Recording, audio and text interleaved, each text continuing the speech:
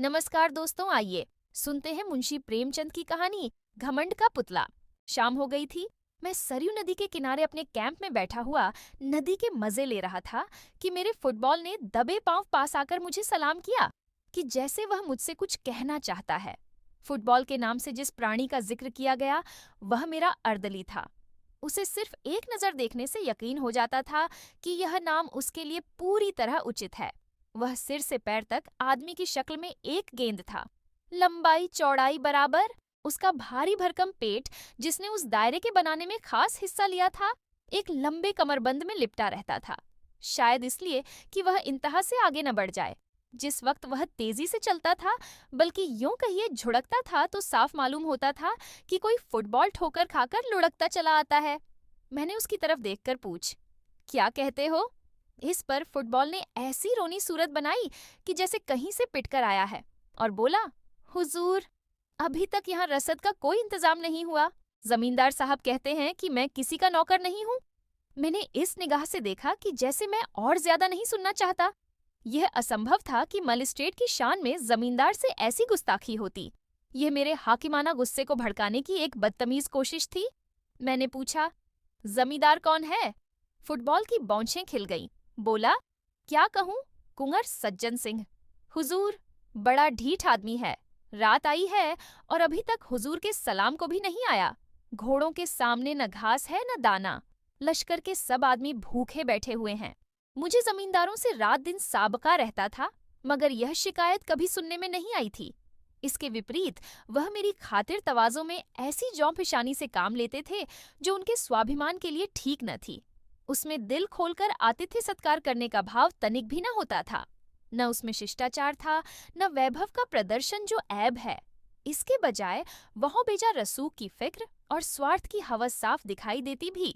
और इस रसूख बनाने की कीमत काव्योचित अतिशयोक्ति के साथ गरीबों से वसूल की जाती थी, जिनका बेकसी के सिवा और कोई हाथ पकड़ने वाला नहीं। उनके बात करने के ढंग में वह मुलामियत और आजिजी बढ़ती जाती थी जिसका स्वाभिमान से बैर है। और अक्सर ऐसे मौके आते थे जब इन खातिरदारियों से तंग होकर दिल चाहता था कि काश इन खुशामदी आदमियों की सूरत न देखनी पड़ती।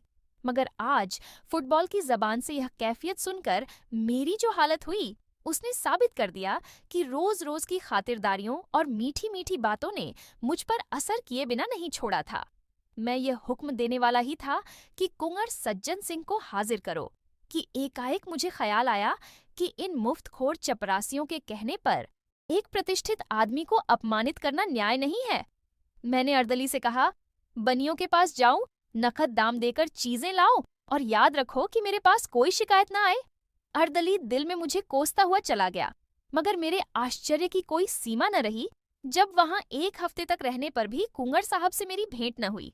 अपने आदमियों और लश्कर वालों की जबान से कुंवर साहब की ढिठाई, घमंड और हेकड़ी की कहानियों रोज सुना करता। शून्य गांव में पड़ाव डालने के लिए मुझे कई बार इशारों से समझाने बुझाने की कोशिश की। गालिबन मैं पहला आदमी था जिससे यह भूल हुई थी, और अगर मैंने जिले के नक्शे के बदले लश्कर वालों से अपने दौरे का प्रोग्राम बनाने में मदद ली होती तो शायद इस अप्रिय अनुभव की नौबत न आती। लेकिन कुछ अजब बात थी कि कुंवर साहब को बुरा भला कहना मुझ पर उल्टा असर डालता था। यहाँ तक कि मुझे उस आदमी से मुलाकात करने की इच्छा पैदा हुई जो सर्वशक्तिमान अफसरों से इतना ज्यादा अलग थलग रह सकता है। सुबह का वक्त था। मैंने खबर करवाई और कुंवर साहब के दीवान खाने में दाखिल हुआ। सामने मसनद पर एक बहुत लंबा टड़ंगा आदमी बैठा था। सर के बाल मुड़े हुए, गले में रुद्राक्ष की माला, लाल लाल ऊंचा माथा और चेहरे से रोबदाब बरसता था। मसनद से उठकर उन्होंने बहुत बड़प्पन के ढंग से मेरी अगवानी की, खैरियत पूछी और इस तकलीफ के लिए मेरा शुक्रिया अदा किया। तब वह मुझे अपनी उस घड़ी की सैर कराने चले। यहाँ के एक एक रोड़े पर कुंवर साहब को नाज था। उनके खानदानी बड़प्पन और रोबदाब का जिक्र उनकी जबान से सुनकर विश्वास न करना असंभव था। और जहाँ तक उनकी शक्ति में था, उन्होंने अपनी आन निभाने में कभी कसर नहीं की। कुंवर सज्जन सिंह खानदानी रईस थे। उनकी वंश परंपरा यहाँ वहाँ टूटती हुई अंत में किसी महात्मा आर्षि से जाकर मिल जाती थी। उन्हें तपस्या और भक्ति और योग का कोई दावा न था, लेकिन इसका गर्व उन्हें अवश्य था कि वे एक आर्षि की संतान हैं। कम से कम प्राचीनता और बर्बादी के बाहम लक्षणों में तो उसकी मिसाल मुश्किल से मिल सकती थी। कुंवर सज्जन सिंह से मेरी भेंट बहुत संक्षिप्त थी, लेकिन इस दिलचस्प आदमी ने मुझे हमेशा के लिए अपना भक्त बना लिया। बड़ा समझदार और मामले को समझने वाला दूरदर्शी आदमी था। आखिर मुझे उसका बिन पैसों का गुलाम बनना था। बरसात में सरयू नदी में बाढ़ आ गई और हजारों गांव बर्बाद हो गए। शहर में उड़ती हुई खबरें पहुंची, सहायता के प्रस्ताव पास हुए, सरकार के कानों में फरियाद पहुंची। एक जांच कमीशन तैयार किया गया। जमींदारों को हुक्म हुआ कि वे कमीशन के सामने अपने नुकसानों को बताएं और उसके सबूत दें। सुबह से शाम तक कमीशन के सामने एक जमघट रहता। नदी किनारे के सभी जमींदार अपने नुकसान की फरियादें पेश कर गए। अगर कमीशन से किसी को कोई फायदा नहीं पहुंचा तो वह कुंवर सज्जन सिंह थे। उनके सारे मौजे सरयू के किनारे पर थे और सब तबाह हो गए। गढ़ी की दीवारें भी उसके हमलों से न बच सकी थीं, मगर उनकी जबान ने खुशामद करना सीखा ही न था और यहाँ उसके बगैर रसाई मुश्किल थी। चुनाचे वह कमीशन के सामने न आ सके। मियाद खत्म होने पर कमीशन ने रिपोर्ट पेश की। बाढ़ में डूबे हुए इलाकों में लगान किया। माफी हो गई। रिपोर्ट के मुताबिक सिर्फ सज्जन सिंह वह भाग्यशाली जमींदार थे जिनका कोई नुकसान नहीं हुआ था। कुंवर साहब ने रिपोर्ट सुनी, मगर माथे पर बल न आया। तब कुंवर साहब उठे और बुलंद आवाजों में बोले, मेरे इलाके में भी माफी है, एक कौड़ी लगान न लिया जाए। वह दिन भी याद रहेगा जब अयोध्या में जादू सा करने वाले कवि शंकर को राष्ट्र की ओर से बधाई देने के लिए शानदार जलसा हुआ। जिस वक्त शंकर ने उस विराट पंडाल में पैर रखा, हमारे हृदय राष्ट्रीय गौरव और नशे से मतवाले हो गए। एड्रेस पढ़ने का गौरव मुझको प्राप्त हुआ। सारे पंडाल में खामोशी छाई हुई थी। जिस वक्त मेरी जबान से यह शब्द निकले, ऐ राष्ट्र के नेता, हम सच्ची मोहब्बत से तुम्हें बधाई देते हैं, तब मैंने एक हृष्ट पुष्ट आदमी को कतार से उठकर बाहर जाते देखा। ये कुंवर सज्जन सिंह थे। मुझे कुंवर साहब की यह बेमौका हरकत बुरी मालूम हुई। हजारों आंखें उनकी तरफ हैरत से उठीं। जलसे के खत्म होते ही मैंने पहला काम जो किया वह कुंवर साहब से इस चीज के बारे में जवाब तलब करना था। मैंने पूछा, क्यों साहब, आपके पास इस बेमौका हरकत का क्या जवाब है?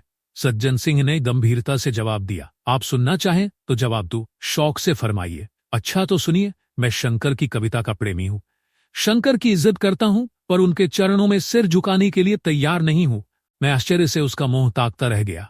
यह आदमी नहीं, घमंड का पुतला है। देखें, यह सिर कभी झुकता या नहीं। फागुन का महीना था। मैं अपना दौरा करके सदर लौटता था।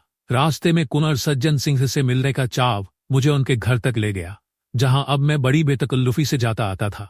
मुझे ऊंचे कगार पर एक पेड़ के नीचे कुछ रोशनी दिखाई दी। मैं ऊपर चढ़ा। वहां बरगद की घनी छाया में धूनी जल रही थी। उसके सामने एक साधु पैर फैलाए बरगद की एक मोटी जटा के सहारे लेटे हुए थे। उनका चमकता हुआ चेहरा आग की चमक को ले जाता था। उनके पैरों के पास एक दूसरा आदमी बैठा हुआ था। उसकी पीठ मेरी तरफ थी। वह उस साधु के पैरों पर अपना सिर रखे हुए था, पैरों को चूमता था और आंखों से लगता था। साधु अपने दोनों हाथ उसके सिर पर रखे हुए थे। तभी झुका हुआ सर उठा और मेरी निगाह उसके चेहरे पर पड़ी। यह कुंवर सज्जन सिंह थे। वह सर जो झुकना न जानता था, इस वक्त जमीन छू रहा था। इस वक्त एक साधु के कदमों पर गिरा हुआ था। घमंड वैराग्य के सामने सिर झुकाए खड़ा था। मैं कुंवर साहब से लिपट गया और बोला, मैं आज तक तुम्हारी बड़प्पन से बिल्कुल बेखबर था। आज तुमने मेरे हृदय पर उसको अंकित कर दिया कि वैभव और प्रताप, कमाल और शोहरत, यह सब घटिया और भौतिक चीजें हैं। वासनाओं में लिपटे हुए लोग इस योग्य नहीं कि हम उनके सामने भक्ति से सिर झुकाए। यही वह ताकत है जो वैभव और प्रताप को, घमंड की शराब के मतवालों को अपने पैरों पर गिरा सकती है। घमंड के पुतले भी पैरों की धूल को माथे पर चढ़ाते हैं। कुंवर सज्जन सिंह ने मुझे छाती से लगाकर कहा, मिस्टर वागले, आज आपने मुझे सच्चे गर्व का रूप दिखा दिया और मैं कह सकता हूं कि सच्चा गर्व सच्ची प्रार्थना से कम नहीं। विश्वास मानिए, मुझे इस वक्त ऐसा मालूम होता है कि गर्व में भी आत्मिकता को पाया जा सकता है। आज मेरे सिर में गर्व का जो नशा है वह कभी नहीं था। तो दोस्तों, अभी आप सुन रहे थे कहानी घमंड का पुतला। वीडियो को लाइक और चैनल को सब्सक्राइब करना न भूले।